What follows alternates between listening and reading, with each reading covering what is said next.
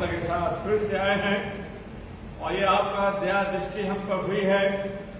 इस महामारी में आपने हमें जीवन दिया है और आपने मौका दिया है कि हम तेरे भवन में आकर तुझे सजदा और धन्यवाद उपकार जो आपने किया उसकी भेंट आपको धन्यवाद दे सकें। और प्रभु जी आपने हर चीज से हमें भरपूर किया है, तंदुरुस्ती दी है, जीवन में सांस की है और सारी चिंताओं से बचाया है और हम तेरा धन्यवाद देते हैं लोगों के साथ। आपने मौका दिया कि हम तेरे वचन को पढ़ेंगे, सुनेंगे, सुनाएंगे और आपकी दया दृष्टि चाहते हैं, आपकी आत्मा चाहते हैं ताकि आज का वचन तेरी तरफ से हो। यीशु के नाम मांगते हैं, आमीन। आइए हम प्रभु के वचन को पढ़ेंगे और प्रकाशित वाक्य और उसका 21वां अध्याय उसकी पहली आय से लेकर और उसकी 8 आय तक पढ़ेंगे। मैंने आकाश और नई पृथ्वी को देखा, क्योंकि पहला आकाश और पहली पृथ्वी जाती रही थी और समुद्र भी न था। फिर मैंने पवित्र नगर नए यरूशलेम को स्वर्ग से परमेश्वर के पास से उतरते देखा। वह उस दुल्हन के समान थी जो अपने पति के लिए श्रृंगार किए हो। फिर मैंने सिंहासन से किसी को नीचे ऊंचे शब्द से ये कहते सुना, देख परमेश्वर का डेरा मनुष्य के बीच में है। वह उनके साथ डेरा करेगा और वे उसके लोग होंगे और परमेश्वर आप उनके साथ रहेगा और उनका परमेश्वर होगा। वह उनकी आंखों से आंसू पोंछ डालेगा। वह उसके बाद मृत्यु न रहेगी और न शोक न विलाप न पीड़ा रहेगी। पहली बातें जाती रही। जो सिंहासन पर बैठा था उसने कहा, देख मैं सब कुछ नया कर देता हूँ। फिर उसने कहा, लिख ले, क्योंकि ये वचन विश्वास के योग्य और सत्य है। फिर उसने मुझसे कहा, ये बातें पूरी हो गई। मैं अल्फा और ओमेगा आदि और अंत मैं हूँ। मैं प्यासे को जीवन के जल के सोते सेब में पिलाऊंगा। जो जय पाए वही वस्तुओं का वारिस होगा और मैं उसका परमेश्वर होऊंगा। वह मेरा पुत्र होगा। परंतु डरपोक और अविश्वासियों, घिनौनों, हत्यारों और व्यभिचारियों दोनों और मूर्ति पुरुषों और सब झूठों का भाग इस झील में मिलेगा जो आग और गंधक से जलती रहती है। ये दूसरी मृत्यु है। परमेश्वर अपने वचन के पढ़े और सुने जाने पर आशीष दे। आइए हम प्रभु के उस आयत पर ध्यान करेंगे। प्रकाशित वाक्य उसका 21वें अध्याय की 30वीं आयत को मेरे साथ आप सब एक साथ पढ़े। फिर मेरे के किसी को ऊंचे शब्द से कहते हुए सुना, देख परमेश्वर का डेरा मनुष्य के बीच में है और उसके साथ डेरा करेगा। वह लोग होंगे, परमेश्वर आप उनके साथ रहेगा और परमेश्वर होगा। परमेश्वर का वचन मुझे और आपको बताता है कि मनुष्य का डेरा परमेश्वर हमारे बीच में क्या करेगा? निवास करेगा। क्या करेगा? जहां परमेश्वर है वहां पर परमेश्वर की आशीष है।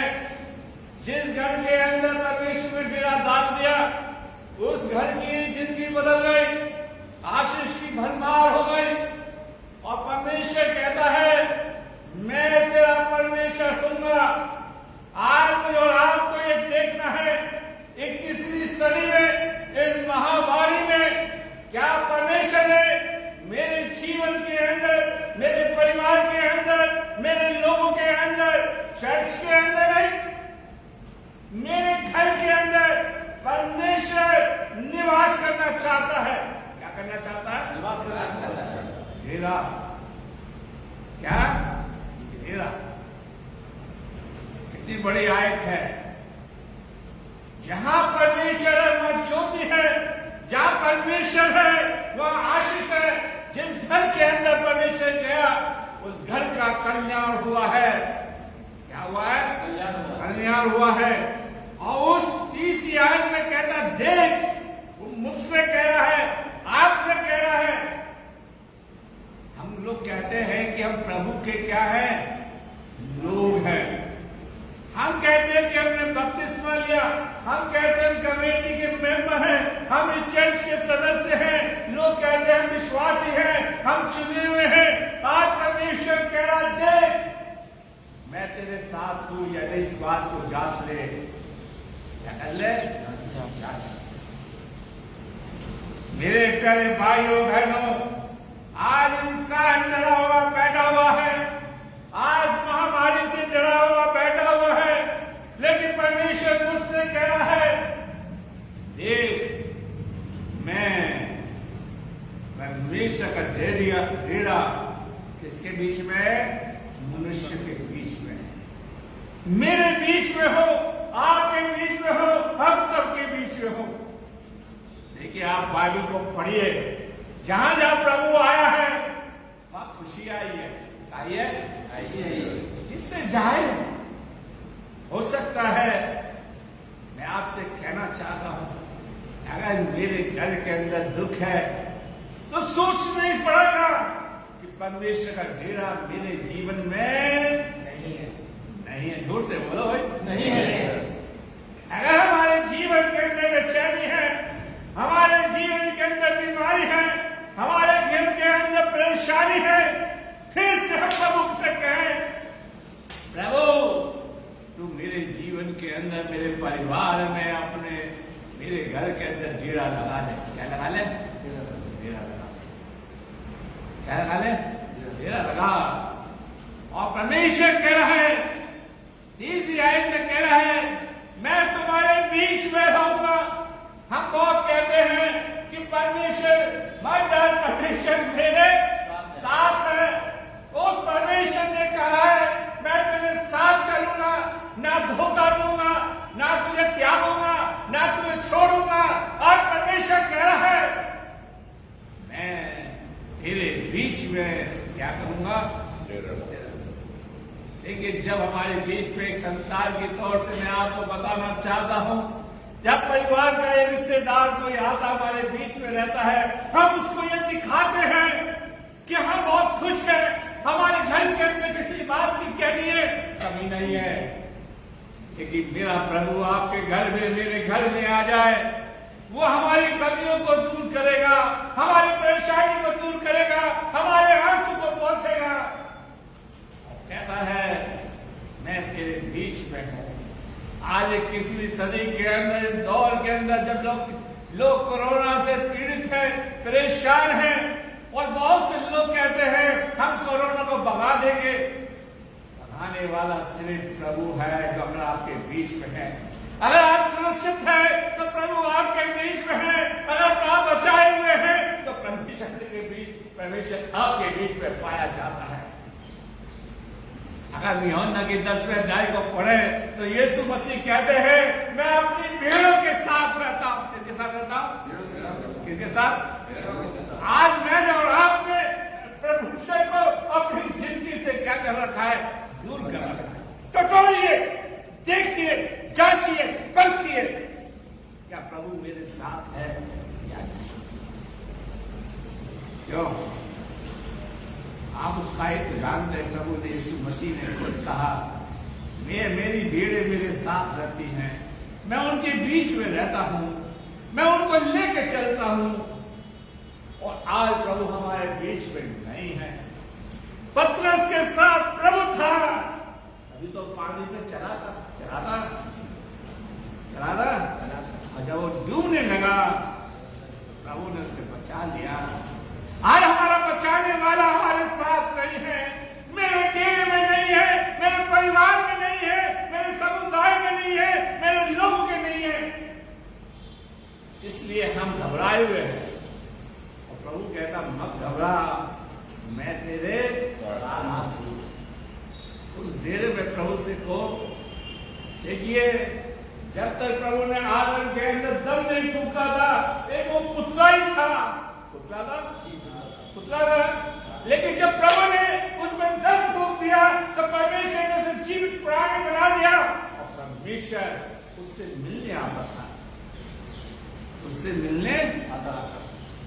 आज हम ना तो प्रभु से मिलते, ना प्रभु मुझसे पास आता। हो सकता है मेरी बात से सहमत हो या ना हो। प्रभु आज मेरे डेरे में आना चाहता है, आज प्रभु मेरे बीच में आना चाहता। कहता है, तीसरी आयत को पढ़िए फिर से, ये परमेश्वर का डेरा मनुष्य के बीच में है। अगर प्रभु मेरे बीच में है तो मनुष्य मेरा क्या बिगाड़ सकता है? ये बीमारी मेरा क्या बिगाड़ सकती है? आज मैं और आप भूल चुके हैं, आज मैं और आप प्रभु को दूर कर चुके अपनी जिंदगी से। जबकि प्रकाशित माफ कीजिए अशाया की पुस्तक उसका 13 अध्याय में कहता है उसे बीमारी हमारे रोगों की जान पहचान है। हमारी बीमारी की क्या है? जान पहचान है। अशाया 53 आप बाद में पढ़ लीजिए, 30वीं आयत में लिखा है। लेकिन प्रभु का भी हमारे बीच में होना बहुत जरूरी है। देखिए जब कभी प्रोग्राम होता है और अपने नहीं आते तो हमारा मन दुखी होता है नहीं होता? बोलिए साहब, होता नहीं होता? अगर आपका भाई न आए, आपके परिवार के लोग न आए, हमें प्रभु के लिए कोई दुखी है नहीं। प्रभु हमारे बीच में नहीं है, हम प्रभु के लिए दुखी नहीं है। ऐसे बहुत से लोग कहते हैं मुझसे पादरी साहब नौकरी लगवा दो। अरे नौकरी का लगाना पादरी साहब का काम नहीं है। प्रभु आपके बीच में हो, वो आपके लिए रास्ते खोलेगा। कौन बोलेगा?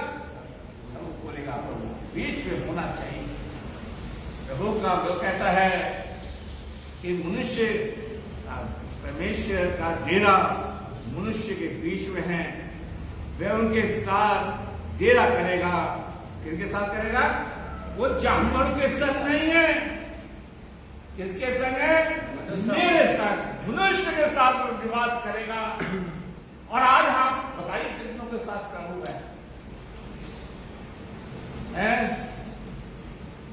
आज प्रभु हमारे संग हो, हमारे साथ जाए। लेकिन 3वीं आयत में कहता है वह उनके साथ डेरा करेगा, वे उसके लोग होंगे और परमेश्वर आप उनके साथ रहेगा और उनका परमेश्वर होगा। आज मुझे और आपको जांचना होगा, आज मुझे और आपको देखना होगा क्या प्रभु मेरे साथ है या नहीं। बताइए मेरे प्यारे भाइयों, सेंट मार्क चर्च के लोगों, आप मेरी बात को सुन रहे हैं और जो फेसबुक पे सुन रहे हैं उनको देखना होगा। आप प्रॉपर्टी के पीछे मत जाइए, संपत्ति के पीछे मत जाइए, धन के पीछे मत जाइए। ये तो आता और चला जाता है। जब प्रभु धनवान का प्राण ले सकता है, लेकिन प्रभु आज मुझसे और आपसे एक बात पूछ रहा है। कोई नहीं पूछ रहा। कौन पूछ रहा है? प्रभु, क्या मैं तेरे साथ हूं या नहीं? अगर प्रभु हमारे संग है तो प्रभु हमें बढ़ाता चला जाएगा, हर परेशानी से बचाएगा, हर मुसीबत से बचाएगा। और प्रभु कह रहा है, देखिए 30वीं आयत के अंदर, मैं 30वीं आयत पर आपका ध्यान खींचूंगा, मैं तुम्हारे साथ रहूंगा। किसके साथ रहेगा? मनुष्य के साथ रहेगा। आज प्रभु मेरे साथ रहना चाहता है। पादरी तेरेसा के संग रहना, जितेंद्र के संग, राहुल के संग, रैन के संग, हम सबके साथ रहना चाहता है। देखिए प्रभु यीशु मसीह जगह के घर गया। कहाँ गया? गया था या नहीं? पता नहीं, बहुत सबको तो पता नहीं। और प्रभु कहता है इस घर में क्या आया? उद्धार आया। संग रहने से उद्धार आएगा, आशीष आएगी। अगर जगह मना कर देता तो उसको ये सब सुनने को नहीं मिलता। आज हमारे संग प्रभु नहीं है, इसलिए मैं आप डिप्रेशन में चले गए, परेशानी में चले गए और फिर भी हम प्रभु को अपनी पीठ दिखाए बैठे। लोग टीवी के मास्टर बने हुए हैं, मोबाइल के मास्टर बने हुए हैं, उस पर सुन सुन के अपना ज्ञान प्रकाश करते हैं। मुझे क्या है? आज प्रभु कहता है मैं तेरे संग हूं या नहीं। आज प्रभु हमारे संग, देखिए 4वीं आयत को पढ़िए। अगर प्रभु हमारे संग है तो प्रभु क्या कह रहा? देख, नहीं, अभी सुनिए, अभी मैं आपसे सवाल करूंगा। क्या कह रहा है? अगर मैं तेरे संग रहूंगा, मैं तेरे घर में पाया जाऊंगा, तेरे परिवार के अंदर, तेरे चर्च के सदस्य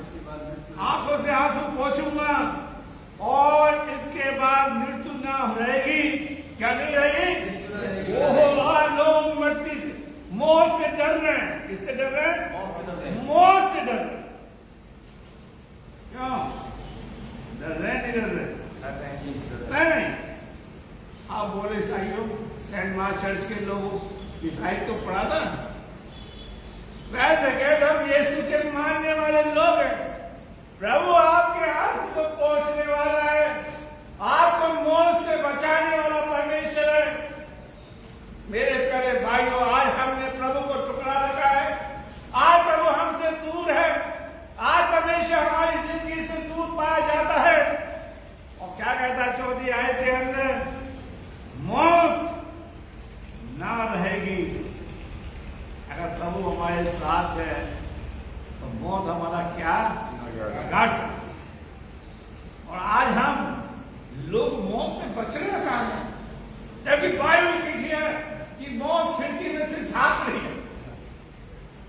मौत खिड़की में से यिर्मयाह की किताब में लिखा है।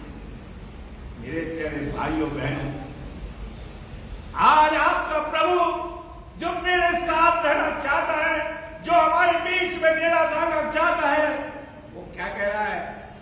मैं तेरे आंसू को पहुंचने के लिए क्या हूं? यार, वो तेरा भाई नहीं पहुंचेगा, तेरी बहन नहीं पहुंचेगी, मैं तेरे साथ रहूंगा। आगे क्या कहता है देखिए, मैं शोक में रहा। ओहो, क्या है? मैं शोक में आज हमारी जिंदगी के अंदर कितना शौक है। कल मुझसे कोई कहता, मैं नाम जब मैं पलंग पर लेटता तब मुझे पता लगता है हमारा शोक का दुख का दूर करने वाला कौन है? परमेश्वर जो हमारे बीच में डेरा करेगा, जो मेरे साथ रहेगा, आपके साथ रहेगा। हमारा प्रभु ये नहीं है सुख में हमारा साथ दे, दुख में छोड़कर चला जाए। वो तो दुख में पहला साथ देता है। इसलिए ताली तो बजाओ भाई। मेरे आंसू को पहुंचने के तैयार है, मुझे मौत से बचाने के लिए तैयार है। और मेरे बीच में उसने इसने डेरा किया है कि मेरी जिंदगी में दुख ना आ जाए। क्या ना जाए? देखिए, दाऊद का उदाहरण देख लो, कभी उसकी जिंदगी में दुख नहीं आया। अगर आया तो परमेश्वर ने उसके दुख को क्या किया?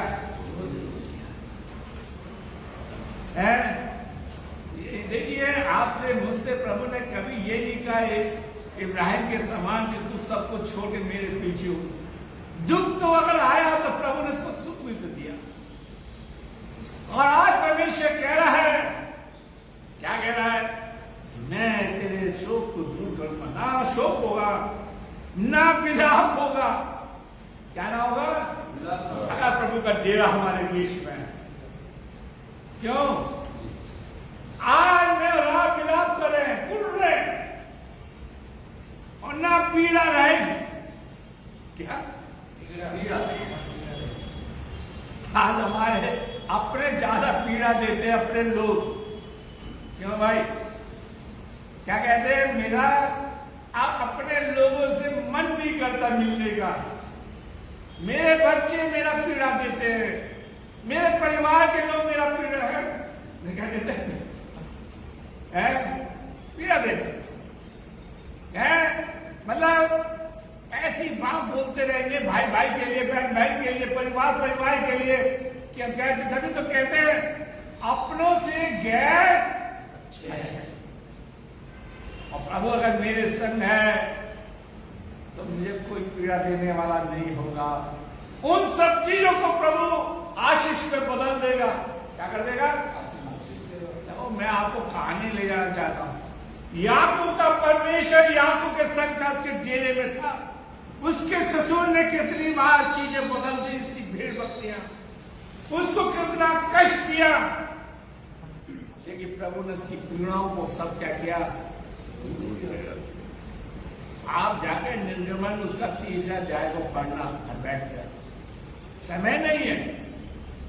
और प्रभु कहता है अगर याद ना हो तो मुझे फोन करके पूछ लेना, मैं बता दूंगा।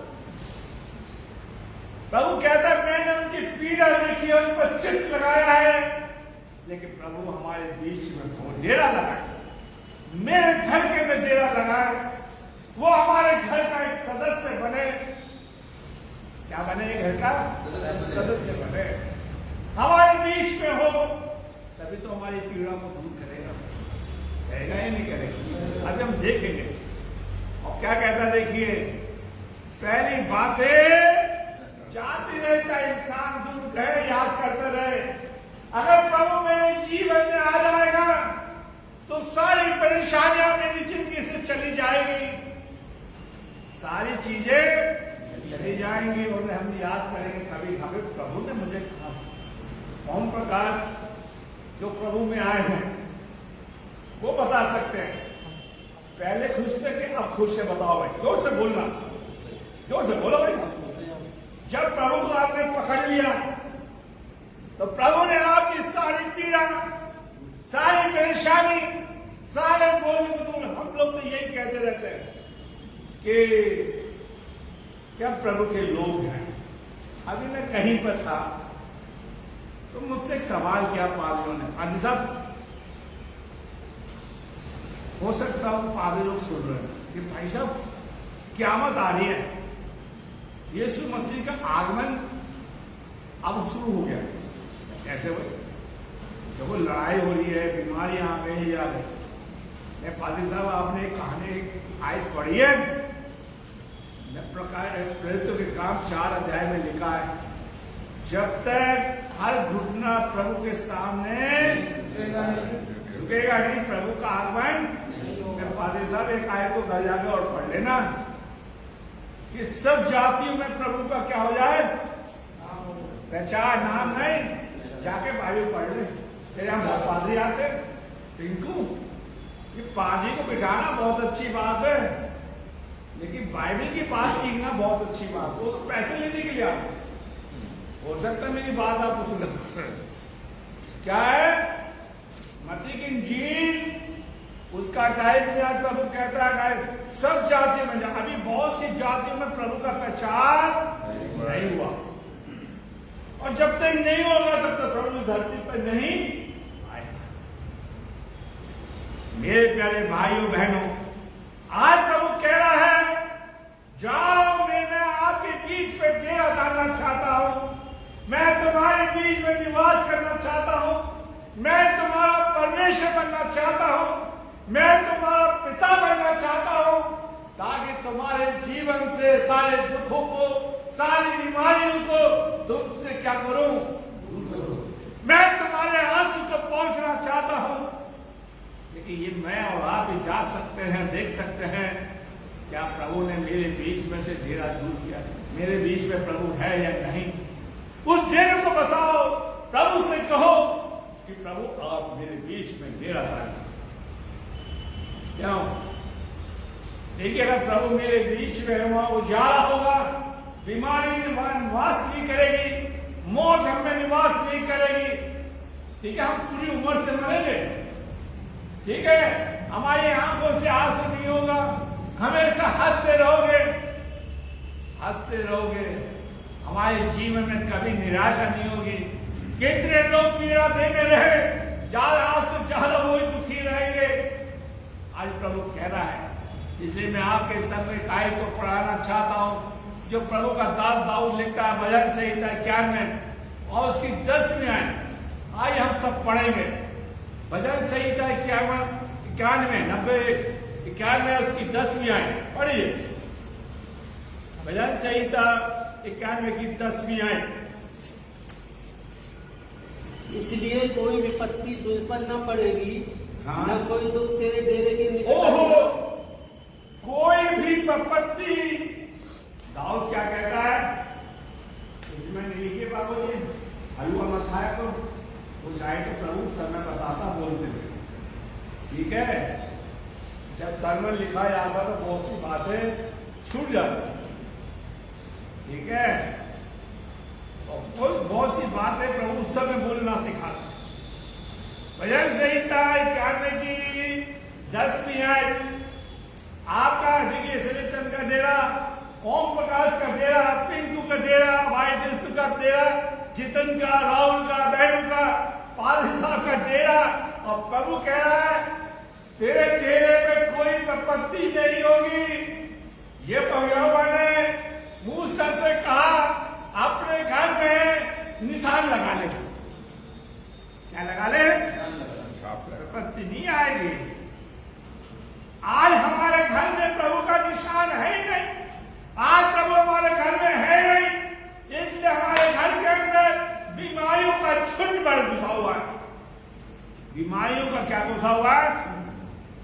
घर पे कहता है खान पीन ऐसा है। अरे आपसे ज्यादा तो खुदा की कौम मांस खाती थी, आपसे ज्यादा उसकी कौम दाग मधु पीती थी, है मन्ना खाते थे और फिर भी प्रभु के सामने टुकराते थे। ना तो उनका कोई बीपी था, कोई ना ब्लड प्रेशर था, ना कोई शुगर थी, कोई ना बीमारी थी, कि उनके बीच में परमेश्वर का डेरा था। आमीन आमीन। बोलो अब, बोलो भाई हैं। और प्रभु कह रहा है 10वीं आयत के निकालने में तेरे घर के अंदर कोई विपत्ति आ नहीं। सिलेक्शन दिखा पड़िए कोई विपत्ति तुझ पर ना पड़ेगी, ना कोई दुख तेरे डेरे के निकट आएगा। ओ कोई दुख, क्योंकि दुख का दूर करने वाला कौन है? जब परमेश्वर हमारे घर में रहेगा और बीमारी आएगी और देखेगी वो लौट के चली जाएगी। क्यों? बोलो भाई।